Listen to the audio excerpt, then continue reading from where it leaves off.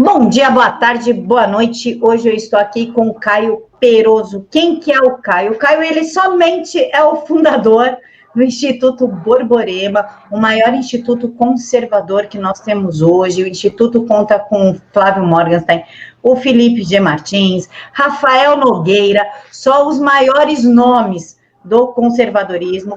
Ele também dá aula de formação básica em literatura, linguagem e imaginário e é articulador do senso em comum, ou seja, não tem ninguém melhor para falar sobre educação do que o professor Caio. Hoje o Caio vai começar a ministrar um curso chamado Como Lidar com os Problemas da Má Educação Brasileira, que nós pais estamos colhendo os frutos dessa péssima educação até hoje. Professor, muito obrigada por aceitar falar com o Vista Pátria. Eu que agradeço, Camila, e agradeço pelas gentis palavras e qualificações. Professor, já vamos começar aqui no cerne da questão. Do que se trata o curso? Bom, o curso é o Resgatando as Dimensões Básicas da Leitura, como lidar com os problemas da má educação brasileira. É um curso bem eclético, eu fiz ele pensando em homeschoolers, em pais que não têm condição de fazer homeschooling, mas querem entender o que acontece com seus filhos no colégio. Eu fiz ele pensando nesse pessoal que está muito vidrado em política e quer entender por que ainda existe gente falando Lula livre, gente com a inteligência degenerada. Eu fiz pensando em todas as pessoas que querem entender o que aconteceu com a inteligência brasileira, por que a nossa inteligência rebaixou tanto. É um assunto delicado, porque trata de linguagem e porque também toca num certo vício nosso de querer sempre terceirizar os problemas e pensar que esses déficits sempre estão nos outros. O outro é que é de esquerda, o outro é que é revolucionário, o outro é que é imoral, o outro é que é desonesto, o outro é que é burro. E assim, não que nós sejamos todos desonestos, burros, etc. Até porque se fosse assim, não defenderíamos as coisas que nós defendemos. Mas é difícil estar perto de um mar de lama sem que a lama não respingue em nós. Então, esse curso trata exatamente sobre, na primeira aula, como socioconstrutivismo. Ele, pela destruição da linguagem, destrói a inteligência, que é algo muito mais sutil do que o que chamamos de doutrinação nas escolas. É, de fato, um processo de manipulação psicológica para tornar a nossa cognição quase que impossível, nós ficamos com déficits cognitivos terríveis. Eu explico a relação disso com a linguagem. Na segunda aula, eu aprofundo isso daí, dizendo explicado como o problema surge. Eu explico como, através da brecha entre a linguagem sendo destruída e a linguagem revolucionária sendo inopulada, a nossa inteligência decai. Então eu pego vários exemplos lá, mostro por que algumas ideias de algumas autoridades intelectuais de USP, etc., simplesmente não fazem sentido, e você pode detectar isso por um treinamento linguístico bem simples, que eu ensino lá mais ou menos como é que faz. E na terceira aula eu faço um teste com o aluno, um teste de verificação do uso racional da língua. É um teste que eu faço com uma frase. Eu dou uma frase para o aluno tem que me explicar racionalmente o significado da frase. Eu fiz esse teste já numa sala com 60 alunos e só 2 acertaram. Não é para desmotivar as pessoas. A ideia não é que as pessoas pensem, nossa, eu sou um analfabeto funcional, tal. Não é exatamente isso. É que você pense o seguinte: a pedagogia moderna tem esse problema de achar que o erro significa fracasso. Não. O erro, muitas vezes o professor passa um exercício para o aluno, querendo que o aluno erre. Se ele acertar, ótimo. Mas quando ele erra, é bom, porque eu vejo aonde o erro, ele faz parte do processo pedagógico. Então o erro não é exatamente um erro, digamos assim, mas é assim, é uma detecção de uma falha que o professor, como professor, ele tem a obrigação de ir lá e corrigir. Ele vai lapidando até que o aluno chegue onde ele quer.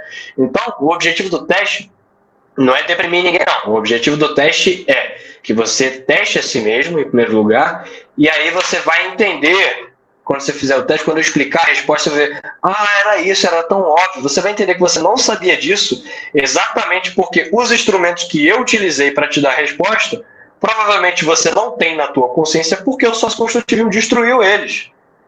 Então, o curso é para isso, são 3 aulas, você vai ter aí 3 horas de aula, mais um e-book, como eu sei que eu trato de alguns conceitos densos por lá, etc. As aulas são curtas, tem 1 hora só, exatamente para não ficar tão pesado. Você vai ter acesso aí ao e-book, que vai ter os principais pontos das aulas, nota de rodapé para você, com indicação de livro, indicação de curso, indicação de palestra, uns vídeos no YouTube que eu coloquei lá para você ver.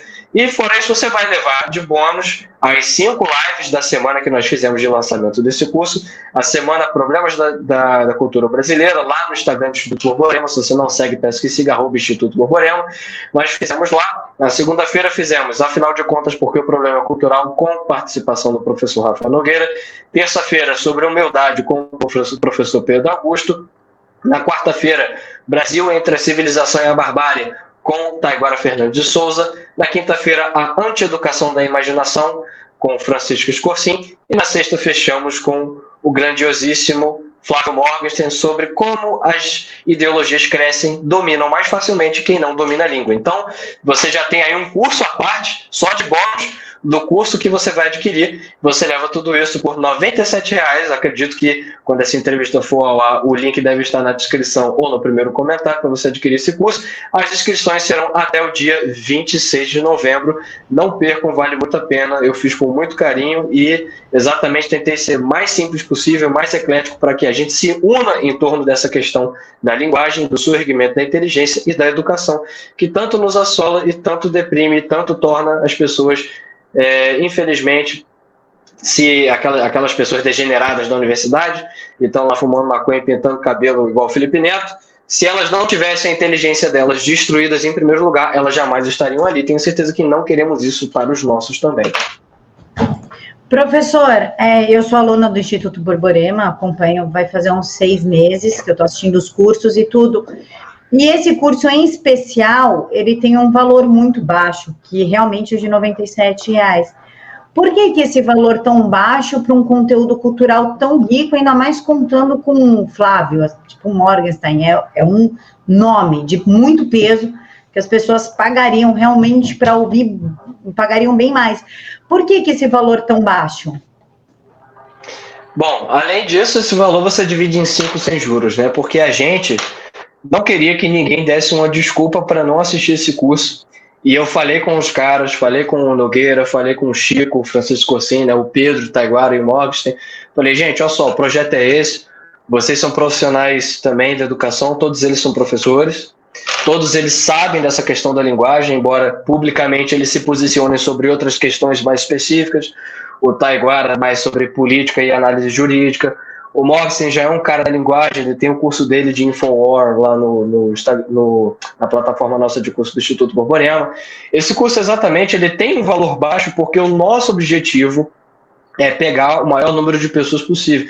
Eu vou dizer mais, isso é tão importante para nós que o Nogueira, o Chico, todos eles aceitaram que essas lives fossem de bônus para esse curso e não pediram absolutamente nada por isso. Os caras são super ocupados e aceitaram fazer isso daí porque eles entendem a urgência da gente concentrar as pessoas nessa questão para que elas comecem a estudar essa questão da língua. Porque você vê, Camila, eu entendo que seja muito fácil detectar que há um problema político no Brasil quando a gente vê a degeneração da classe política que houve, sobretudo desde o governo do PT, mas eu vou um pouco mais longe, desde a proclamação, desde que foi proclamada a Constituição de 88, né, desde que foi publicada a Constituição de 88. Depois você entende naturalmente que existe um problema com a nossa classe cultural. Você está vendo o nego andando nu, então tem alguma coisa errada. Né? Não é tão difícil você notar isso daí. Depois você entende que existe um problema de moralidade com as pessoas. No Brasil a gente tem uma desconfiança imensa com o outro, a gente vive num país com a criminalidade galopante, então você vê que está tudo errado, e aí depois você entende que existe um problema com você mesmo. Não, eu, enquanto brasileiro, tenho problemas, eu tenho vícios morais que precisam ser corrigidos. Se eu não tivesse esses vícios, a gente não teria um nhonho aí sentando na presidência da Câmara, a gente não teria gente tão desonesta e tão desleal ganhando cargos políticos e depois traindo o movimento. A gente não teria nada disso. Eu também não posso, como eu disse, pensar que eu estou no mar de lama sem que isso respingue um pouco em mim. E aí esses problemas são até fáceis de você detectar, de você ter um pouco de humildade e admitir. Mas você chegar e falar na altura dos seus 20, 30, 40 anos que a sua inteligência ela poderia ser muito maior do que o que ela é se você não tivesse tido um tipo de educação e agora você tem a oportunidade de reformular esse tipo de educação, aí é diferente. Isso aí é uma coisa muito mais complicada, que mexe muito mais com a humildade, mexe muito mais com o nosso orgulho. Então os caras, eles se uniram com a gente do Instituto Borborema e também com o pessoal aqui do Vista Pátria, nessa empreitada de tentar chamar a atenção do pessoal para essa questão da língua que está faltando, do idioma, da cultura, porque isso é urgente. Porque esse é o trabalho mais complicado e menos glamouroso, exatamente porque a gente só vai ver os efeitos dele daqui a muito tempo. É um trabalho de longo prazo. Como eu estava falando aí na live com o Alan, que está também no Vista Pátria, a gente tem que ir para a rua porque a gente precisa do Gilmar Mendes fora do STF amanhã. Mas se a gente não restabelece a sanidade do nosso espírito enquanto nação, bom, tira esse Gilmar Mendes hoje, daqui a pouco a gente vai ter outra pessoa que também vai ser um Gilmar Mendes, talvez até muito pior, se nós não restaurarmos a ordem no nosso coração em primeiro lugar. Então esse curso ele tem esse valor exatamente porque nós queremos que ninguém dê desculpa, queremos o comprometimento sério das pessoas em tentar ver esse problema. E, como eu disse, se você não quer encarar essa empreitada no nível que eu estou falando, pelo menos você conhece a raiz do problema, você conhece o tipo de pedagogia que teu filho está tendo no colégio, você conhece o tipo de pedagogia que você muito provavelmente foi educado, e você entende por que é o patrono do pau oco. Professor, falando no patrono, que é Paulo Freire, que é surreal, ele que promoveu a hegemonia da esquerda dentro das escolas, e o negócio está num nível que nem colégio católico, nem colégio evangélico, nem particular, foge da doutrinação do Paulo Freire. Como que essa hegemonia se deu, tendo em vista que o Brasil é um país gigantesco? Como que ela conseguiu se disseminar, inclusive nos interiores, lá do Nordeste, e como vai dar para combater isso, sendo que já é mais... o Paulo Freire é aplicado há 30 anos ou mais. Como que a gente faz neste momento para combater isso e por que se deu isso? Bom, vamos lá. Tem um conselho que o professor Olavo dá, que eu gosto muito, que ele diz, meu filho, você não tem que se desesperar com os seus problemas. Primeiro, calma e cade onde você está. Então, em primeiro lugar, nós precisamos tirar essa blindagem imaginária que achamos que há em nossa consciência e pensar, em primeiro lugar, o seguinte, bom, se existe um problema desse tamanho, muito dificilmente eu não fui afetado por ele. Então, o primeiro passo é reconhecer em nós mesmos essas deficiências. Quando nós reconhecemos em nós mesmos, imediatamente a nossa responsabilidade, nós que somos adultos, pessoas que vivem a vida real humana e temos maturidade, nós pensamos, bom, agora que eu conheço um problema que existe em mim, eu não tenho desculpas para deixar que ele mantenha se existindo em mim, eu preciso resolvê-lo. Nós adultos agimos assim na vida real. E aí, quando nós fazemos isso, o nosso exemplo ele se irradia. Ele se irradia. Eu lembro de uma vez, isso que eu estou falando me lembra um episódio da vida de São Francisco, acho que foi São Francisco, que ele convida o irmão franciscano para ir pregar, diga, irmão, vamos pregar. E ele sai andando pela cidade lá, os dois de hábito, de braços dados, conversando, felizes, e aí eles chegam de volta à cela, e Francisco se despede dele, e ele diz, pai Francisco, nós não iríamos pregar? E Francisco diz, não, nós já pregamos. Então isso aí é o exemplo que irradia. Então o primeiro ponto é esse, nós mesmos temos que ser um exemplo vivo do que nós falamos. Então, assim, não adianta você, por exemplo, o pai que quer que o seu filho não seja vítima da doutrinação, você quer então o quê? Que seu filho estude, que ele seja forte, que ele enfrente a vida, que ele não caia em artimanhas mentais. Para isso ele vai precisar ler, para isso ele vai precisar ser uma pessoa de uma moralidade firme. Bom, a primeira pessoa que ele vai copiar isso daí é você, pai. Você é o mínimo dessa pessoa que você quer que seu filho seja. Eu estou falando aqui de forma muito severa, talvez para alguns, mas as pessoas que, como eu disse, são maduras, sabem que a vida funciona assim. E quando a gente quer o bem, a gente fala a verdade. Então, estou falando isso aqui porque é o que acontece de fato. Então, em primeiro lugar, é isso. Nós temos que ser o exemplo. Para nós mesmos, depois na nossa casa, depois na nossa família. E aos poucos a gente vai arrebatando com isso daí. A título nacional e a título mais assim, na sua cidade, na sua escola, aí já é um pouco complicado. Bom, vou dar um pause aqui e vou responder a segunda pergunta. Como isso aconteceu? Bom, eu falo bastante disso numa palestra que eu dei para o Instituto Borborema chamada Por que os humanos estão acabando? E no 19º minuto, se você tiver preguiça de ver a palestra inteira, eu falo exatamente o que a pedagogia paulo freiriana faz. É um resumo de 20 minutos, eu acho, das 2 primeiras aulas do nosso curso, resgatando as dimensões básicas da leitura.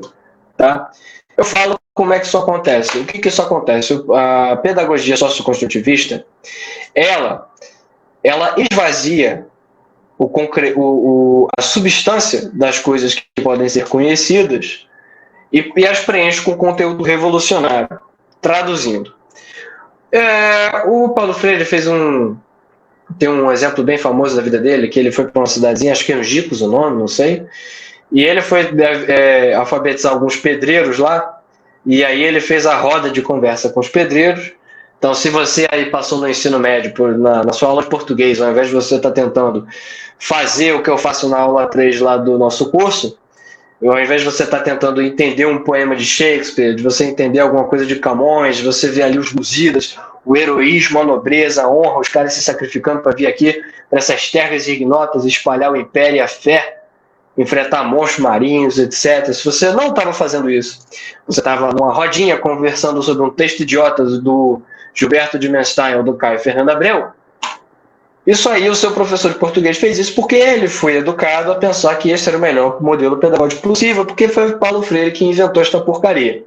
O que foi que Paulo Freire fez nessa cidade com a relação com o que eu estou falando? Bom, ele fez essa roda com o pessoal, e aí ele pega o tijolo. Tá. Aí ele tem essa ideia do conhecimento ser construindo a partir das coisas concretas. E aí ele pega o tijolo e mostra para o pessoal, para os pedreiros, olha só, o que é o tijolo? Diz para mim o que é o tijolo. Aí cada um do pedreiro, parece uma coisa meio de débil mental, mas vocês vão entender o ponto. Aí cada um dos pedreiros foi lá e falou, não, eu trabalho com tijolo, eu uso tijolo para construir casa. Ah, eu boto um tijolinho em cima do outro, depois eu boto o cimento, passo o reboco, tenho gesso e tal, eu faço a casa para o meu patrão, etc. Aí, num determinado momento, então, Paulo Freire pede que todos vão ao quadro e escrevam a palavra tijolo. Alguns escrevem tijolo, alguns escrevem tijolo, alguns escrevem tigolo, alguns botam U em lugar de O, enfim. E aí o Paulo Freire pergunta, bom, aí ele tirou uma determinada conclusão que é muito sutil, ele não diz expressamente do jeito que eu estou falando, mas é muito sutil. Ele diz assim, bom, quando você tem todos os pedreiros falando a sua experiência do tijolo, do substantivo tijolo, e aí substantivo é uma categoria morfológica de palavra, e vem de substantivo exatamente porque envolve a substância da palavra. Então, o tijolo ele tem a substância de ser um tijolo. E o que essa substância é? É a essência da palavra. Na palavra tijolo está contido tudo que você pode fazer com o tijolo. Toda a relação do tijolo com o mundo real. Então, a substância do tijolo é o quê? É ser o tijolo. Aí ele serve para aquilo que o pedreiro falou mesmo, todo mundo lá falou. E aí, essa substância ela tem um correspondente gráfico, que é a palavra que se escreve com T-I-J-O-L-O, que se forma tijolo. Então, quando eu falo tijolo, eu quero que você, ouvinte e espectador do Vista Pátria, você pense exatamente no tijolo. Quando eu falo cachorro, eu quero que você pense no cachorro. Quando eu falo elefante, eu não quero que você pense num animal com barbatanas, que vive no fundo do mar e come carne. Eu quero que você pense em outra coisa. Se eu quisesse que você pensasse nesse outro animal que você imaginou, correspondente verbal dele, correspondente dessa substância, é a palavra tubarão. Então, isso é a nossa segurança comunicativa. As palavras têm substâncias. Quando eu falo uma palavra, eu quero que você pegue essa substância. O que Paulo Freire faz? Ele destrói isso, que é um princípio básico da comunicação. Ele faz o seguinte. Bom, você tem ali digolo, tigolo, tijolo, tijulo.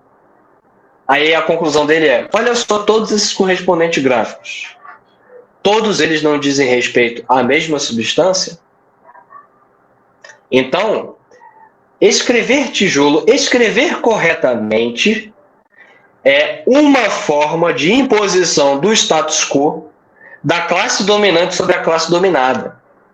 E aí a categoria do preconceito linguístico é uma forma de dominação das consciências para servir aos interesses da classe dominante.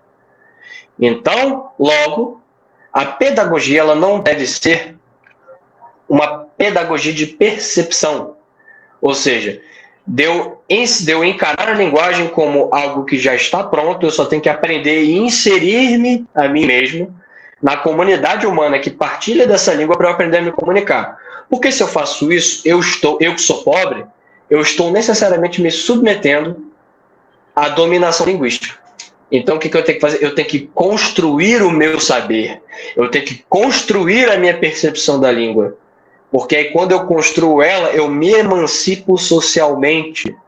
Porque eu não fico preso às amarras da língua da classe dominante. Logo, está aí o nome socioconstrutivismo. E aí, o que Paulo Freire fazia? Quando ele ia trabalhar com o cara, ele fazia assim. Olhe para o tijolo. Tem uma coisa no tijolo que você não percebe, que o tijolo revela para você. Por que só o seu patrão tem casa e você que já construiu bem umas 20 casas não tem sua casa própria?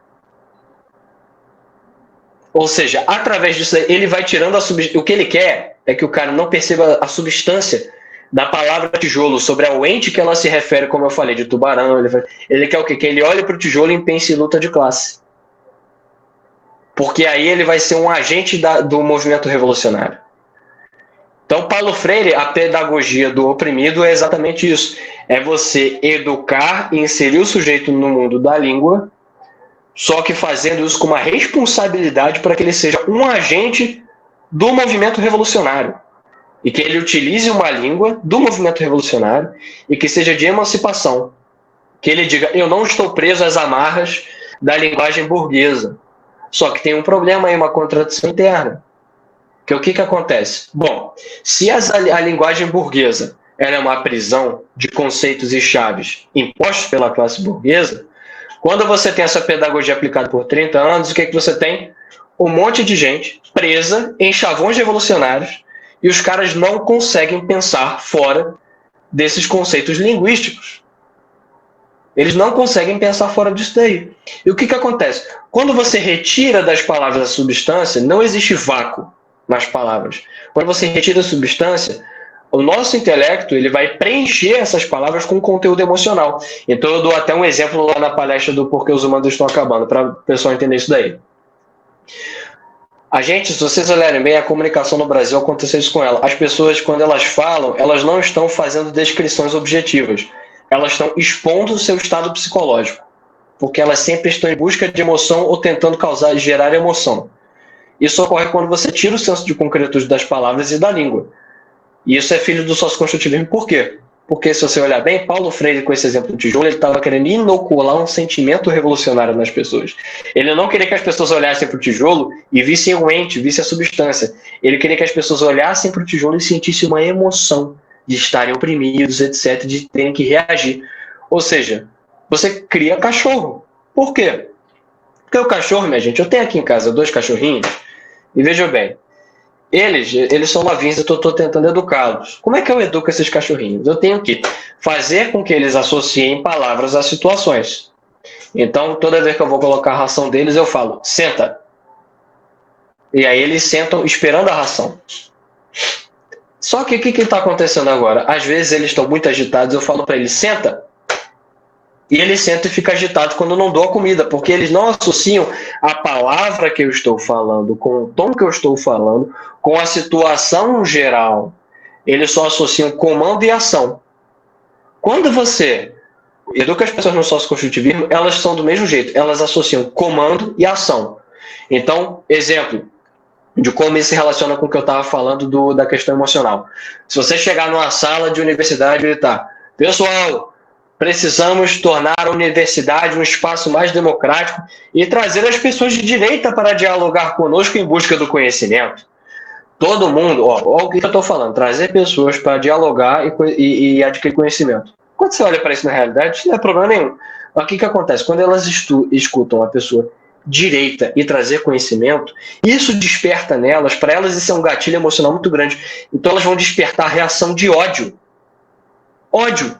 Elas não vão entender o que você está falando. Só que elas vão associar essas palavras a um sentimento, tal como o cachorro associa o senta à ração. Só que isso é rebaixar a linguagem humana ao nível animal. Então o cara ele vai reagir. Agora, se eu chegar, olha só, vou chegar na universidade falando um negócio nada a ver, nada a ver. Ó, qualquer bosta desse tipo, ó. Vou chegar lá e falar, pessoal, é urgente que nós nos engajemos mais no debate universitário acerca da participação da mulher transindígena cantora de funk no debate sobre democratização das terras dos quilombolas. Eu não disse nada com isso, nada. Mas esse conjunto verbal desperta neles, o pessoal revolucionário, uma emoção, um engajamento, tipo, isso, vamos. Ele nem sabe o que é, até porque não tem como decifrar o que eu disse, nem eu sei o que eu disse. Mas eu sei que essas palavras, com esse tom, com isso daqui, gera esse efeito. Então, assim, muito mais do que uma doutrinação, por que eu estou fazendo toda essa explanação até um pouco maçante, mas é necessária? Porque para vocês entenderem, isso não tem a ver com doutrinação. Dizer algo para o pessoal como tipo, o capitalismo é ruim. Não, você vai ali e você mostra para o seu filho que o capitalismo é bom. Só que o que acontece? Porque isso não é uma doutrinação que eu expliquei, é uma manipulação psicológica. Eu estou determinando até que ponto a inteligência do aluno pode ir. Então, se o seu filho aprender que o capitalismo é ruim, você consegue resolver. Agora, se ele aprender que o capitalismo é ruim e ele já está há muitos anos nessa malha conceitual, ele não vai conseguir deixar de associar capitalismo, a palavra capitalismo, a um sentimento negativo. Então não adianta você chegar com critérios racionais para ele, porque ele não tem o domínio racional das palavras. Ele não entende o peso racional das palavras, porque isso já foi destituído dele através da pedagogia paulo-freiriana. Então, a título, mas voltando para a segunda pergunta, então a nível nacional, na sua escola e tal, como é que você combate isso? Bom, os pais têm que se unir, eles têm que conhecer o assunto, eles têm que saber dar nome aos bois e pressionar os colégios. Eles têm que pressionar os colégios. Uma coisa que eu sempre falo é o seguinte, o brasileiro é muito cômodo, o brasileiro sempre quer que alguém resolva o problema. Então o pai ele não quer ir lá no colégio reclamar, o pai não quer fazer um curso, o pai só quer pagar para o filho estar ali. E é o que eu digo, quando você paga para uma escola cara, mais de R$1.000, para o seu filho estar aprendendo esse tipo de coisa, cara, olha só, não é que você esteja jogando seu dinheiro no lixo, você está usando seu dinheiro para envenenar a alma do seu filho, a verdade é essa. Eu não queria ser tão duro, porque eu sei que algumas pessoas se escandalizam, mas é como eu disse, quando a gente ama, a gente fala a verdade. Eu quero bem do Brasil, eu quero bem das pessoas, eu quero bem dos brasileiros, eu quero que todos nós estejamos juntos, inseridos na mesma realidade. A realidade é essa, pô. Então, assim, os pais podem se unir. Você não tem como fazer homeschooling, você não tem como contratar um tutor, porque você não tem dinheiro, não tem uma pessoa qualificada na sua cidade, não tem alguém que fez uma formação literária aí do professor Rafael Falcon, que entende de latim, que entende disso, que pode desenvolver a inteligência do seu filho através da linguagem. Bom, o que você pode fazer então? Você pode tentar fazer uma associação de pais, sei lá, uma espécie de associação de pais, nada fora, dentro de clave política. Você faz uma associação de pais e você usa os termos do inimigo. Veja como a linguagem funciona. Usa os termos do inimigo. É uma associação de pais voltada para inserir a família no debate educacional, para tornar as pautas educacionais das escolas mais democráticas, com maior participação dos agentes educacionais. A família se tornou agente educacional. Aí o que essa associação faz? Conversa com os diretores das escolas, fala assim, isso aqui está no currículo a gente tem uma exigência que esse assunto não esteja no currículo das escolas. Os pais podem saber, gente, sei lá, uma associação de 80 pais, tem aquele rapaz ali, se formou em história, o cara é conservador, o cara é cristão, o cara ensina as coisas direito. Vamos fazer o seguinte, esse cara, se ele se posicionar publicamente como ele pensa, ele pode não conseguir um emprego, ele pode não conseguir pagar as contas dele, ele pode inclusive ceder e se tornar um cara de esquerda, ou ele pode não viver a vocação do professor dele. Então vamos fazer o seguinte, vamos fazer uma lista, vamos fazer uma pressão para determinado colégio contratar aquele professor e tirar o comunista que está lá, que se não for assim a gente vai tirar os filhos do colégio. Então, esse tipo de pressão funciona, gente. As escolas vivem de mensalidade. Se você só vai lá e reclama e continua pagando, pouco importa. Se você é só um pai que vai lá dizer, se não parar com isso eu vou tirar meu filho do colégio, é só um a menos. Agora, uma associação com 80 famílias, cara, isso é um negócio pesado. Pesado. Isso gera um impacto econômico numa escola. Isso gera um impacto social numa escola. Não, eu tirei daquela escola ali porque o professor de história é comunista, o professor é anticristão, porque a freira colocou, como aconteceu numa escola aqui em Campina Grande, uma escola de freira, a professora da segunda série botou os meninos para dançar a paradinha da Anitta. Isso aí são só, assim, é o que o pessoal chama de doutrinação, né? Doutrinação, né? Ensinar coisa ruim e colocar uma doutrina negativa no lugar de uma doutrina positiva. Isso aqui eu estou usando uma escala moral. Isso que eu falei que os pais podem fazer é um paliativo, porque tem um problema. O pessoal sai da universidade pensando assim, gente. Não tem gente qualificada, por isso que a gente tem que fazer os cursos, a gente tem que apoiar os institutos como o Instituto Borborema, a gente tem que apoiar a gente como o professor Rafael Focon, como o professor Francisco Cursim, porque se sair gente boa do Brasil qualificada para trabalhar na área do ensino, vai ser porque aprenderam com esses caras, porque aprenderam com o professor Olavo. Então, assim, se a gente ficar só reclamando, não tentar se mobilizar e tal, vamos manter, vai acontecer o que eu falei. Daqui a pouco, as próximas gerações vão estar com o mesmo nível de insanidade que a nossa, a gente vai perder a oportunidade de resolver o problema, e hoje a gente está dando porrada, daqui a uns dias a gente vai levar. Então essa hegemonia não vai se quebrar fácil, a gente tem que pensar em estratégias para daqui a 30 anos surtirem efeito. Uma delas é a gente gerar a nossa própria hegemonia, e esse curso ajuda nisso daí. Falei muito, mas é porque não tem como ser sintético com esse assunto. Professor, me explica aqui uma coisa pra gente. Semana passada, um professor em sala de aula afirmou que Bolsonaro matou Marielle. Já hoje, o professor ensinou para crianças da sexta série, isso é 11 anos de idade, que ensinou sexo para as crianças, inclusive ele pediu para elas fazerem uma redação falando como se dá a intimidade, né, de pessoas que estão saindo da pré-adolescência, entrando na adolescência. Ele também ensinou como é que faz certos atos de intimidade que só cabe a um casal casado fazer. Como lidar com isso? Eu estou perguntando porque eu estou passando pelo mesmo problema com a minha filha mais velha e com o professor dela, que já alega que a polícia, e eu botei a boca no mundo, falei um monte para a escola, ele pediu desculpa, mas ele ainda não parou de falar. Primeiro, ele alegou que a polícia é racista, persegue negros e mata crianças negras. Agora, ele alega que Bolsonaro é culpado disso e que Bolsonaro promove o fogo na Amazônia, lá o incêndio na Amazônia. Como a gente pode lidar com um professor que ensina sexo, o outro que fala que Bolsonaro matou Marielle e o outro que fala que a polícia do Rio de Janeiro, que na qual eu ensino os meus filhos a respeitarem a polícia, a respeitarem o militar, se eles estiverem perdidos na rua, recorra somente à polícia militar para evitar qualquer tipo de problema físico ou emocional de se recorrer a uma pessoa que eles não conhecem, e aí vem um professor todo descoladão, todo não sei o quê, e coloca a polícia assassina, racista, e mata crianças a mando de Jair Bolsonaro. Como que a gente lida com isso? Bom, vamos lá. Problemas, política e arte do possível, aqui estamos falando de ações práticas, né? Bem, cada situação, com suas particularidades, revelará as ações que devem ser tomadas. Uma ação, de forma geral, que eu acabei de falar na minha fala anterior, isso é uma associação de pais que tem uma participação, aqui coloque muitas aspas, porque eu estou usando os termos do inimigo, tá? A participação democrática na elaboração dos currículos educacionais, tá? Isso aí é o seguinte, numa situação dessa, por exemplo, o professor está falando que a polícia assassina e tal, o que eu faria? Se eu fosse dos caras dessa associação, eu pegava todos os pais e falaria, legal, vamos então fazer o seguinte, vamos fazer um grande debate entre o professor e os pais. Vamos fazer uma sessão de vídeo com o material escolhido pelos pais. Eu faria o seguinte, colocaria os professores, pegava o material do colégio, pegava um auditório no colégio, falaria para todos os pais irem, vamos todo mundo assistir isso aqui, depois vamos debater. Aí eu falaria, vamos assistir essa sequência de vídeos aqui. Sabe qual sequência de vídeo eu colocaria?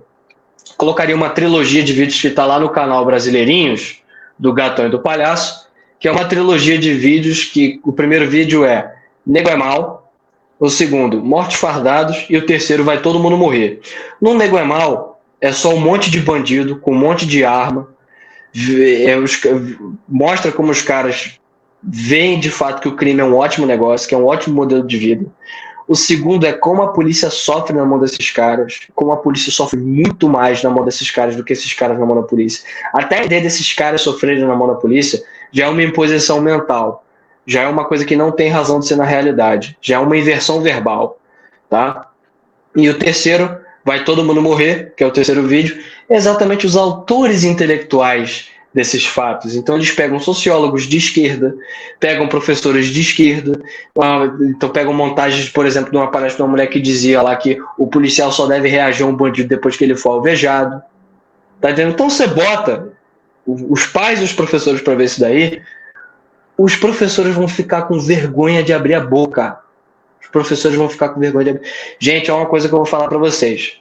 Vocês vão achar, podem pensar que é radicalismo e tal. É radicalismo, sim.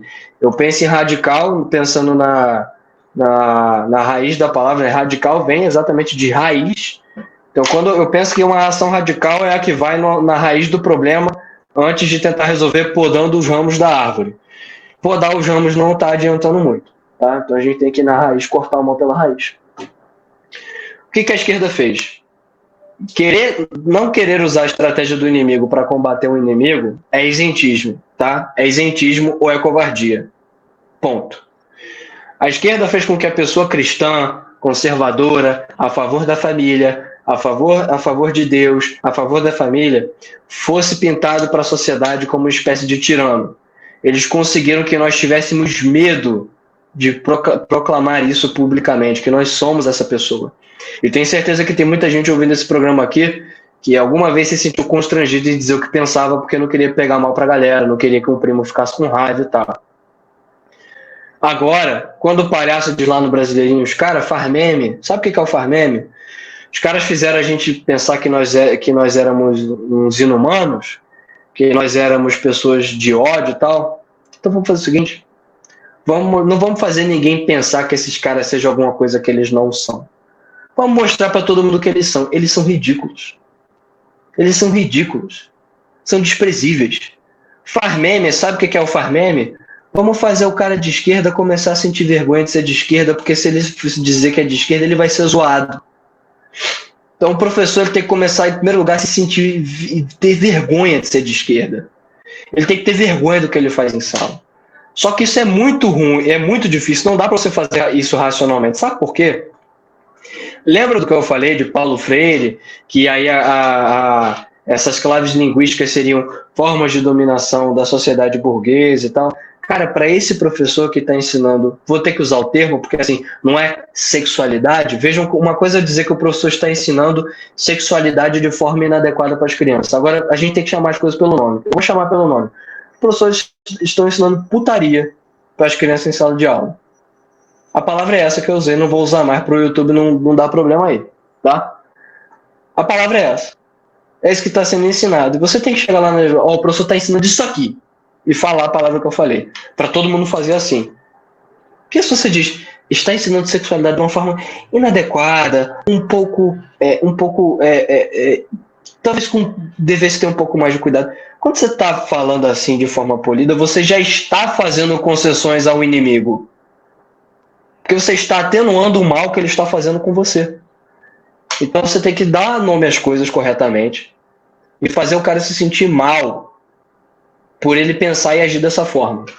Quando eu digo fazer se sentir mal, Caio, como tá sendo ruim e tal, dá para conversar e tal, como eu estava dizendo. Para ele, gente, para ele, a sexualidade homem, mulher, tal, a sexualidade conforme a visão do cristianismo, do judaísmo, enfim, da civilização ocidental, na tradição ocidental, a visão sexual, para eles isso é uma imposição burguesa. Para eles isso é uma coisa que tem que ser destruída, e eles acham que eles, como educadores, têm o dever de auxiliar na destruição disso. Eles acham que eles só educam uma pessoa quando a pessoa está fora dessa dominação burguesa. Eles acham que o pai... Vejam lá na minha palestra, porque o crescimento do homeschooling no Brasil, o voto do Luiz Fux. Se vocês falarem com todo esquerdista sobre homeschooling e tal, ele vai dizer que é até legal.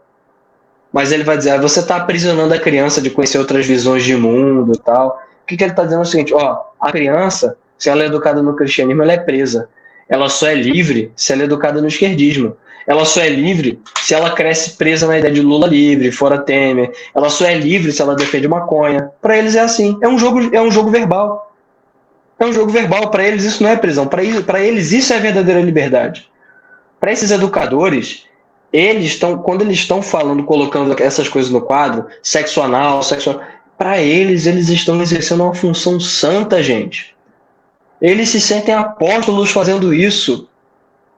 Do contrário, eles não fariam, porque é muito absurdo.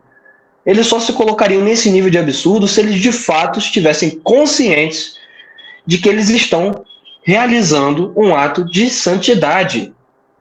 De santidade. Porque a visão deles ideológica é uma visão religiosa. Eles são devotos a um credo. Eles querem evangelizar. E eles acham que vocês, pais, são como os fariseus da sinagoga.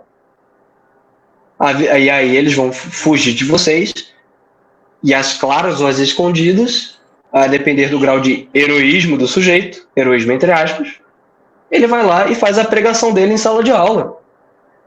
É isso, é uma tentativa de conversão, é uma tentativa de dominação das consciências. E aí, naturalmente, a depender da situação, para finalizar minha resposta, você tem que olhar juridicamente, conversar com alguma pessoa que entenda desse tipo de questão, um advogado consciente disso aí, e analisar a possibilidade de impetrar ações de indenização por danos morais. Se seu filho, por exemplo, como aconteceu com a filha de uma amiga minha aqui em Campina Grande, foi coagida a dançar funk, a guria tinha 4 anos quando isso aconteceu, foi coagida a dançar funk em sala de aula, cara, tem que olhar se isso não seja danos morais, porque aí seja muitas vezes. Tá entendendo? E olha que ela foi coagida da seguinte maneira, todas as crianças dançando a paradinha da Anitta, e ela estava sentada na mesa brincando com a boneca.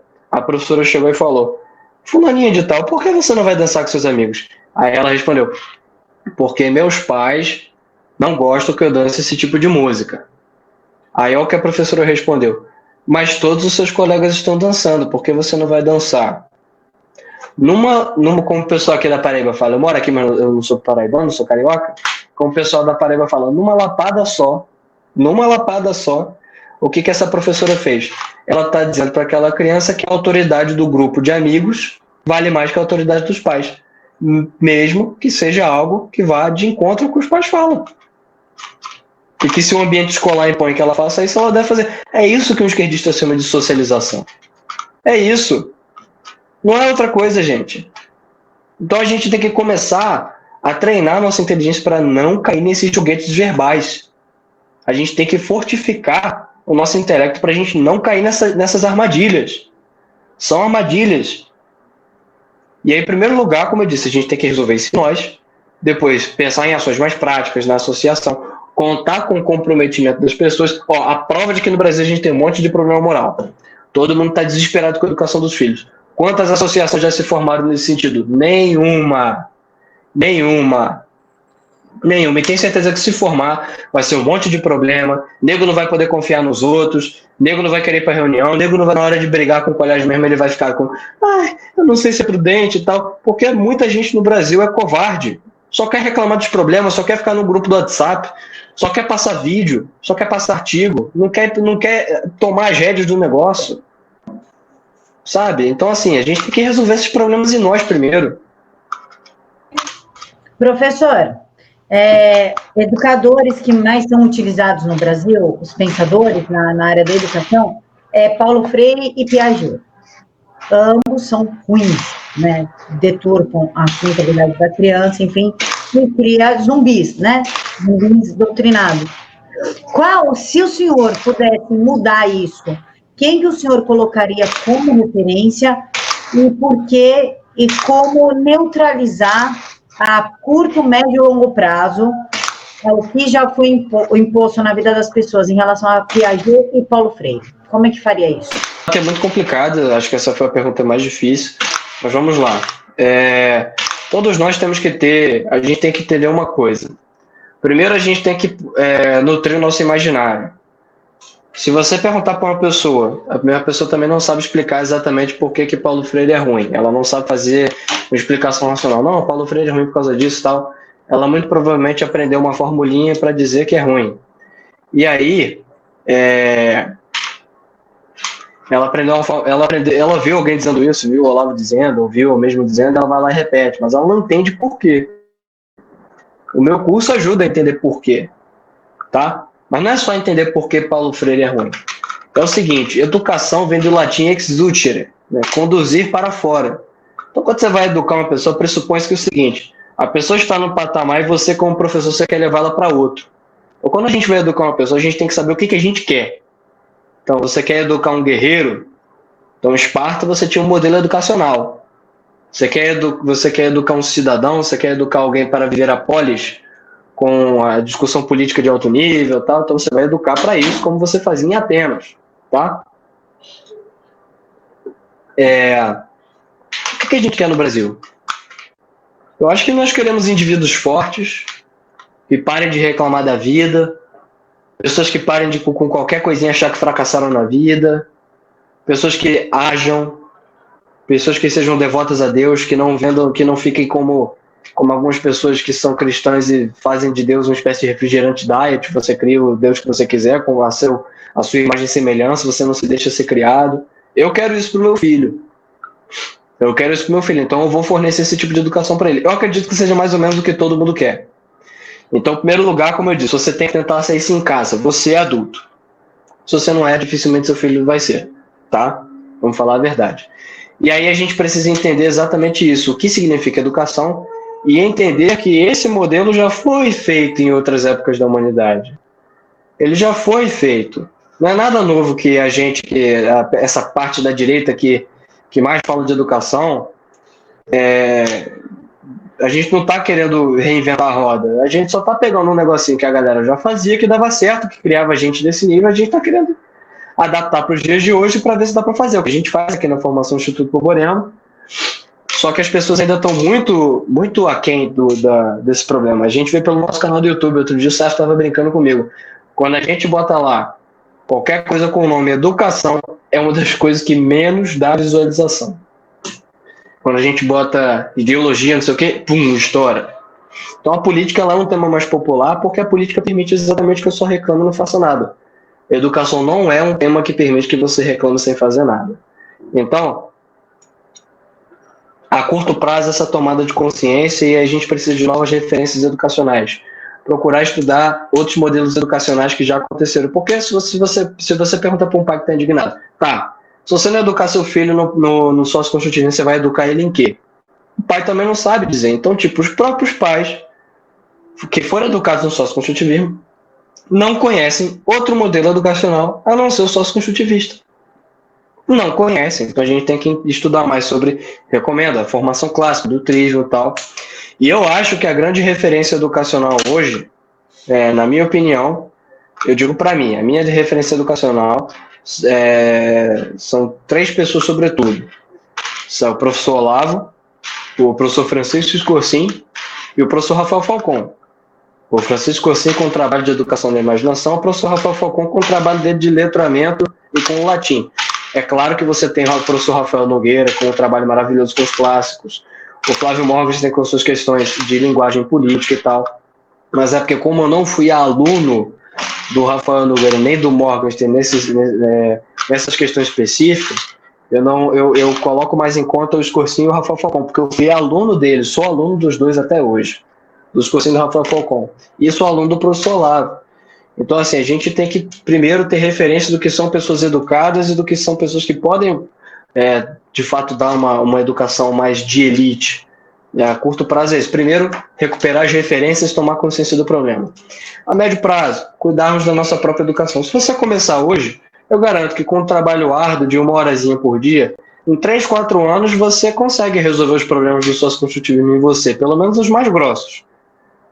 Então, botar a mão na massa, o trabalho a médio prazo. O trabalho a longo prazo é o seguinte, desde que o Bolsonaro foi eleito, eu nunca coloquei fé no MEC. Nunca coloquei fé no MEC, porque Inclusive, um dos livros que eu vou recomendar aqui no final, o Contra a Escola, do Fausto Zamboni, se eu estiver errando o nome do autor, mil perdões, acho que é da editora Vide Editorial, se não me engano, ou é da Vide ou é da Eclésia, mas é o mesmo grupo, no fim das contas, né?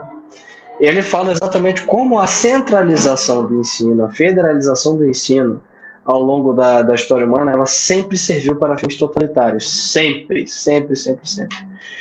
A primeira coisa que eu só acho que a gente vai ter um bom ministro da educação no Brasil quando a gente tiver um ministro anti-MEC. É bem engraçado dizer isso, né? A pessoa pode se escandalizar um pouco, mas é porque a educação ela tem que ser uma coisa mais anárquica. Cada um tem que ter... se você tem uma base nacional curricular, então, do Rio Grande do Sul ao Acre, todas as escolas elas só vão mudar os profissionais e as estruturas, elas vão trabalhar basicamente a mesma coisa. Então, assim, isso impede, inclusive, a liberdade de escolha dos pais. Porque você só vai mudar a fachada das escolas e um ou outro professor, curricular mesmo. Até se você tiver um professor que tem uma visão certa, assim, cristão, conservador, ele não pode fazer uma história que esteja desligada daquelas coisas africanas e tal, que pouco tem a ver com a nossa formação histórica, né? Com a nossa formação enquanto nação. Os portugueses têm muito mais, a nossa cultura é muito mais europeia do que africana, muito mais. Isso aí é narrativa de narrativa política da esquerda, tá? Narrativa histórica da esquerda. Agora, isso aí eu não sei em quanto tempo vai acontecer, eu não sei quem é o presidente do Brasil. O Bolsonaro acho que já não é esse cara, tá? O Bolsonaro não está muito consciente do problema educacional. Eu acho que a Damares não está consciente. Eu acho que o Weintraub não está consciente. Eu só estou pensando em soluções técnicas, né? Vamos informatizar, vamos colocar o Enem digital e tal. Olha, isso aí, a gente está na merda, agora a gente vai estar na merda, mas só que vamos estar na merda gourmet. Então, vamos gourmetizar a merda. Não vai deixar de ser porcaria. Nossa educação é muito ruim, nossos profissionais não estão qualificados. A longo prazo, eu não sei como resolver. Eu penso na educação primeiro como um dever de responsabilidade individual. A gente tem que pensar em educação, em primeiro lugar, na autoeducação, na minha educação, na sua educação, na educação dos nossos. E aí depois, sim, a gente pode pensar isso em larga escala. Mas enquanto política educacional pública, eu não sei como.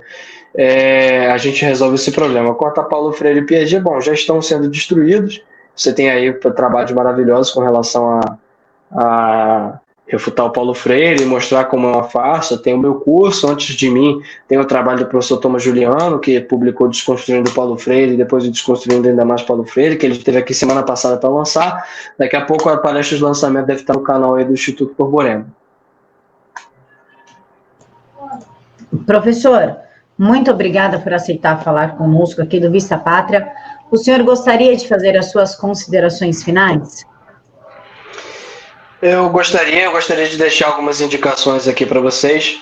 A título de livro, eu gostaria que todos vocês lessem 1984, do escritor George Orwell. É um livro obrigatório, tanto para quem quer entender a questão do movimento revolucionário, como quem quer entender a relação entre a linguagem e a inteligência. Lá em 1984, nós temos uma ficção no qual há um totalitarismo perfeito, né? E mostra de forma muito, muito genuína e muito, muito sagaz como é que ocorre a relação da dominação da linguagem pelo partido com a dominação das consciências. Então, por exemplo, lá eles ainda falam inglês nessa sociedade, mas eles já estão tentando colocar em prática um idioma novo, que pode ser chamado de nova fala ou nova língua, dependendo da tua tradução. Se você ler no inglês, vai ser New Speak, tá? E aí, essa nova fala, por exemplo, tem uma cena lá que o personagem diz: ela é muito importante que a gente consiga colocar isso aqui em circulação logo, porque, por exemplo, em nova fala, em nova língua, não existe um termo que corresponda a freedom, liberdade. Logo, se a palavra liberdade some do vocabulário das pessoas, com o tempo elas não vão sequer mais conseguir pensar na ideia de liberdade. Então, como a educação fugiu da nossa consciência, da conversa comum, da conversa de elevador, essa perspectiva que eu estou colocando, então a gente está engessado, a gente não consegue mais pensar na educação como algo que não seja tipo, para o sujeito fazer uma provinha, tirar 10, passar no vestibular. A gente tem que pensar a educação como formação integral da personalidade. O sujeito ser forte, o sujeito ser um cara que age na realidade, ser um cara que consiga um trabalho bom, que seja um bom esposo, que seja uma boa esposa, que seja nobre, seja valente. Essas coisas têm que voltar para o nosso imaginário, gente. E nesse sentido, eu também recomendo o Admirável Mundo Novo, do Aldous Huxley, que mostra exatamente como o Estado se apropria, ele cria uma relação nossa ele faz com que nós criemos uma relação super negativa com a educação e a gente cresce odiando a educação. Tipo, a gente cresce odiando o livro, vamos falar a verdade, né? A gente odeia português, a gente odeia ler, a gente acha isso um saco, porque o colégio fez com que nós achemos isso um saco. E aí, sobre essa questão de doutrinação, eu recomendo o livro Maquiavel, Pedagogo, do Pascal Bernardin, também, acho que é da Vide Editorial, ou é da Vide ou da Eclésia, tá? Como eu já falei, o Contra a Escola, do Fausto Zamboni, é um livro, não é para você virar homeschooler, nada do tipo, é um livro só para você entender como a centralização do ensino, a centralização curricular sempre serviu na história para fins totalitários. O Maquiavel Pedagogo, ele mostra exatamente todas as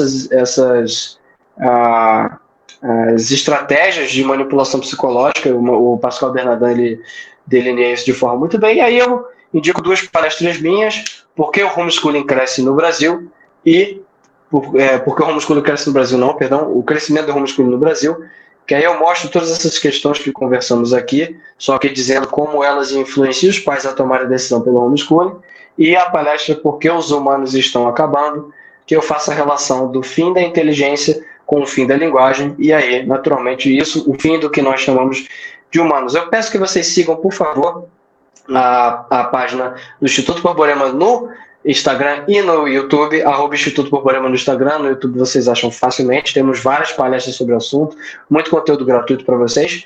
Façam o curso Resgatando as Dimensões Básicas da Leitura, vocês não vão se arrepender, está muito acessível, só tem até o dia 26 para comprar, então aproveita. E peço que sigam uma página pessoal minha, um projeto paralelo ao Instituto Borborema, a página Não Tenhas Medo, @Não Tenhas Medo, não tenhas, não é não tenhas, não tenhas medo, segunda pessoa do plural, lá no Instagram. É uma forma, são textos mais curtos, porém com alguma densidade. Eu estou tentando fazer um negócio legal ali, numa perspectiva mais existencial. Eu estou tentando seguir com o que o professor Olavo diz. Antes a gente tinha Nelson Rodrigues, a gente tinha gente fazendo crônicas, coisas muito boas no jornalismo corrente. Meu objetivo não é ser um Nelson Rodrigues, eu acho que se Deus quiser me dê a graça de um dia eu conseguir escrever como aquele cara, como Machado de Assis ou como Marcos Rebelo, que eram excelentes cronistas, eu agradeço. Mas agora eu sou só um curioso, sou só um aspirante a escritor que estou lá soltando algumas rabugens minhas, algumas reflexões, e eu gostaria que vocês seguissem, que vocês acompanhassem lá, porque a gente também precisa disso. A gente precisa desse tipo de apoio para iniciativas mais artísticas, para que a gente consiga também colocar essas coisas em discussão e que isso se torne mais corrente. Então, no mais, muito obrigado ao canal Vista Pátria, sempre muito gentil. Camila, muito obrigado, muita gentileza da sua parte, e é isso, fiquem com Deus. Pessoal, muito obrigada por ter assistido até aqui. Vamos começar por ordem de link aqui, que está aqui na caixa de informação. Primeiro link, o curso, clica, se inscreve, divide em 5 vezes, R$90 em 5 vezes. Eu sou péssima em matemática, mas dá um valor extremamente baixo. Depois, eu não sou boa de matemática mesmo, nada. Então tá o link do curso, depois o link do site do Borborema, do Instituto. Aí vem o link do Instagram, aí vem as redes do professor Caio, esse Instagram que ele falou, Não Tenhais Medo, inclusive eu já estou seguindo o Instagram dele. Vou colocar também o link aí dos cursos do canal do Borborema para vocês poderem acompanhar, porque é de graça. Então, tudo que é de graça é muito bom e a gente assiste para ver se melhora a nossa cultura, o nosso conhecimento. Por último, o Apoia-se aqui do canal, que é muito necessário. Então, o link está aqui para vocês também na caixa de informações. Professor, muito obrigada. Que Deus abençoe imensamente o senhor. Muita paz e muita vitória na vida do senhor e na vida de quem está nos assistindo. Que Jesus, somente Jesus, guie a vida de todos nós. Amém. Muito obrigado, Camila.